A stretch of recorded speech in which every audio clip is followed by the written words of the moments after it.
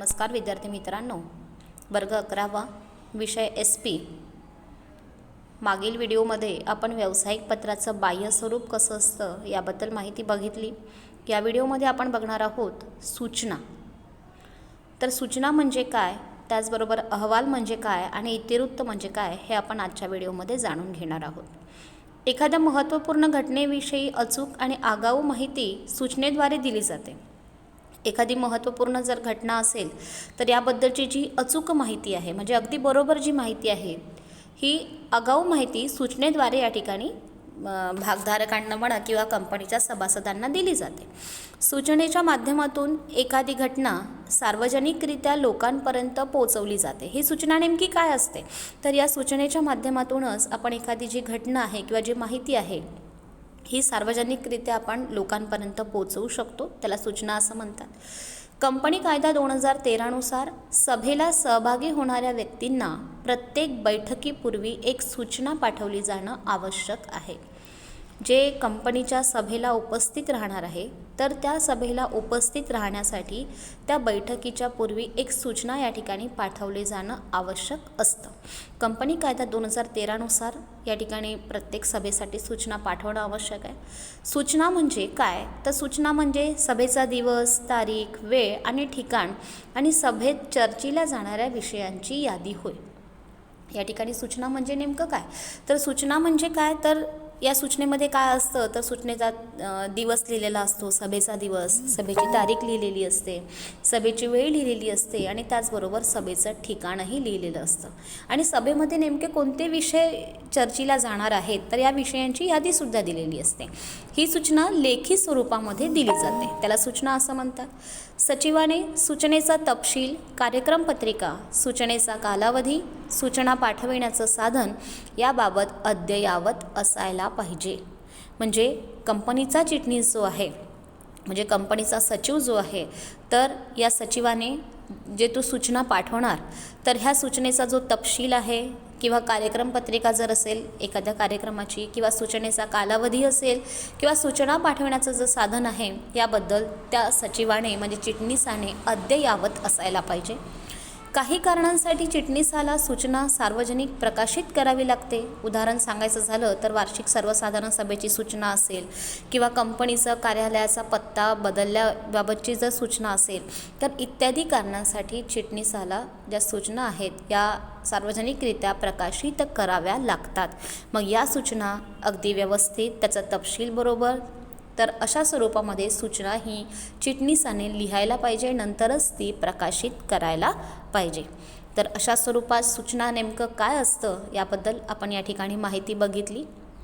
आता आपण बघणार आहोत की अहवाल नेमका काय आहे। अहवाल म्हणजे काय, तर अहवाल म्हणजे एखाद्या समस्येबाबत सत्यता जाणून त्यावर काही शिफारशीसह निष्कर्षांकडे घेऊन जाणारे पद्धतशीर लेखी सादरीकरण होय। अहवाल म्हणजे नेमकं काय, तर जसं एखादी समस्या आहे तर त्या समस्याबाबत जी सत्यता आहे तर ती सत्यता जाणून घेतली पाहिजे, त्यावर काही शिफारस केली पाहिजे आणि त्याचबरोबर त्या शिफारसीसह एखादा निष्कर्ष घेऊन जाणारं पद्धतशीर लेखी सादरीकरण म्हणजेच अहवाल होय। म्हणजे जी शिफारस होते आहे, जो निष्कर्ष येतो आहे त्याद्वारे त्याची पद्धतशीरपणे मांडणी करणं, लेखी मांडणी करणं आणि त्याचं सादरीकरण करणं याला अहवाल असं म्हणतात। अहवालामध्ये विशिष्ट घटनांबद्दल तथ्य व निष्कर्षांचे पद्धतशीर सादरीकरण असतं। व्यक्ती किंवा समितीद्वारे अहवाल तयार केला जाऊ शकतो। अहवाल जो आहे, जसं एखादी समस्या असेल तर ती समस्या नेमकी जाणून घेतली पाहिजे, मग त्या समस्यावरती कोणती शिफारस आहे तर या शिफारशीसह जो निष्कर्ष येतात तर त्या निष्कर्षांकडे घेऊन जाणारं पद्धतशीर एक लेखी सादरीकरण म्हणजे अहवाल। मग अहवालामध्ये काय असतं, तर अहवालामध्ये विशिष्ट घटनांबद्दल जे तथ्य आहे किंवा जे निष्कर्ष आहे तर याचं पद्धतशीरपणे सादरीकरण केलेलं असतं। व्यक्ती किंवा समिती जी आहे तर ही व्यक्ती किंवा समिती या ठिकाणी अहवाल तयार करत असतात।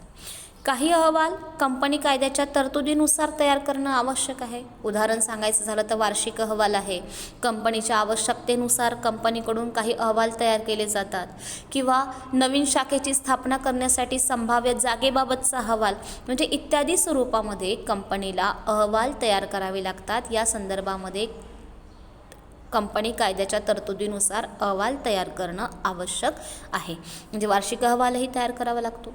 कंपनीच्या आवश्यकतेनुसार कंपनीला काही इतर अहवाल तयार करावे लागतात. जसं एखादी नवीन जागा घ्यायची आहे आपल्याला, तर या नवीन शाखा जर ओपन करायची, त्यासाठी नवीन जागेबाबतचा एखादा अहवाल तयार करावा लागेल. तर अशा स्वरूपामध्ये कंपनी चिटणीसाला अहवाल हा सादर करावा लागतो. चिटणीसाकडे अहवाल लेखनाचं कौशल्य असावंच लागतं. अहवालातील तपशील आणि अहवाल लेखनाचं विविध प्रकार याबाबत चिटणीसाला परिपूर्ण ज्ञान असावं. मग हा कंपनीचा अहवाल लिहिणार कोण? तर तो चिटणीस लिहित असतो, म्हणजे सचिव लिहित असतो. मग अहवाल नेमका कसा असायला पाहिजे, त्याबद्दल कोणतं लेखनाचं कौशल्य असावं, त्याचबरोबर जो चिटणीस आहे या चिटणीसाला परिपूर्ण ज्ञान असणंसुद्धा आवश्यक आहे. कारण अहवालाबाबतचं त्याला परिपूर्ण ज्ञान जर असेल तरच तो योग्यरित्या अहवाल लेखन करू शकतो. म्हणून अहवाल लेखन करत असताना त्याला लेखनाचं कौशल्य त्याचबरोबर परिपूर्ण ज्ञान असणं आवश्यक आहे. या ठिकाणी आपण अहवालाबद्दल माहिती जाणून घेतली. आता आपण बघूया इतिवृत्त काय असतं. सभेमध्ये घडलेल्या ज्या घडामोडी असतात तर या घडामोडींचा एक लिखित सारांश म्हणजे इतिवृत्त होय. सभेमध्ये ज्या विषयांवरती चर्चा होतात, जे कार्य केलं जातं, ज्या घडामोडी घडतात, तर त्या घडलेल्या घडामोडींचा एक लिखित असा सारांश म्हणजेच इतिवृत्त होय. कंपनीच्या सभेत घेतलेल्या निर्णयांचा ती संक्षिप्त, अचूक आणि अधिकृत नोंद आहे. भविष्यातील संदर्भासाठी ती वापरली जाऊ शकते. जो कंपनीमध्ये या ठिकाणी एखादा निर्णय घेतला जातो, सभेमध्ये जो एखादा निर्णय होतो आहे, तर त्या कंपनीमध्ये सभेत घेतलेला जो निर्णय आहे तर या निर्णयांचा ती संक्षिप्त आहे का, अचूक आहे का, अधिकृत, तर अशी जी संक्षिप्त, अचूक आणि अधिकृत नोंद या इतिवृत्तामध्ये केली जाते. भविष्यातील संदर्भासाठी ती वापरली जाऊ शकते. म्हणजे भविष्यामध्ये जर पुन्हा तसा प्रसंग येतो आहे तर त्याचा संदर्भ म्हणून त्या इतिवृत्ताचा वापर आपण या ठिकाणी करू शकतो. म्हणजे मागील सभेचा इतिवृत्त आपण पुढल्या सभेमध्ये या ठिकाणी वाचून घेऊ शकतो आहे. इतिवृत्त हे सभेतील घडामोडींची लिखित नोंद असल्याचा एक विहित नमुना असतो. इतिवृत्त म्हणजे नेमकं काय, तर जी सभा घडते, ज्या सभेमध्ये ज्या घडामोडी घडतात तर त्या घडामोडीची एक लिखितपणे नोंद करून ठेवणं, त्याचा एक विहित नमुना म्हणजे अहवाल असतो. सभेची तारीख, वार, वेळ, दिनांक, सभेचा प्रकार, अध्यक्ष, संचालक मंडळाचा व उपस्थित सभासदांचा तपशील व मंजूर झालेले ठराव इत्यादी सर्व नोंदी इतिवृत्तामध्ये केल्या जातात. मग या इतिवृत्तामध्ये नेमकं काय असतं? आपण म्हणतो की सभा झाल्यानंतर सभेमध्ये जे घडामोडी घडतात तर त्याची नोंद करून ठेवल्या जाते. मग नेमकं इतिवृत्तामध्ये कशाची नोंद असते? तर त्यामध्ये सभेची तारीख असते, सभेचा वार असतो, सभेची वेळ दिलेली असते, सभेचं ठिकाण दिलेलं असतं, सभेचा प्रकारही दिलेला असतो. वार्षिक सभा आहे की सर्वसाधारण सभा आहे किंवा विशेष सर्वसाधारण सभा आहे याबद्दल सभेचा प्रकार दिलेला असतो.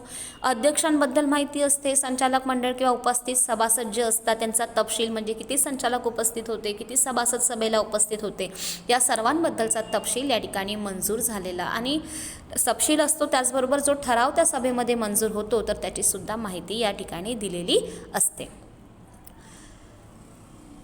कंपनी कायद्यानुसार कंपनीच्या विविध सभांचं इतिवृत्त सभा संपल्यानंतर 15 दिवसाच्या आत तयार करावं लागतं.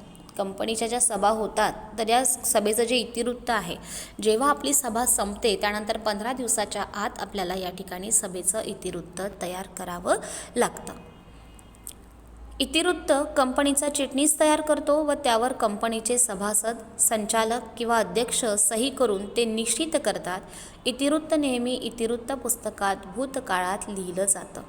आता हे जे इतिवृत्त आहे हे आपल्याला सभा संपल्यानंतर 15 दिवसाच्या आत लिहावं लागतं.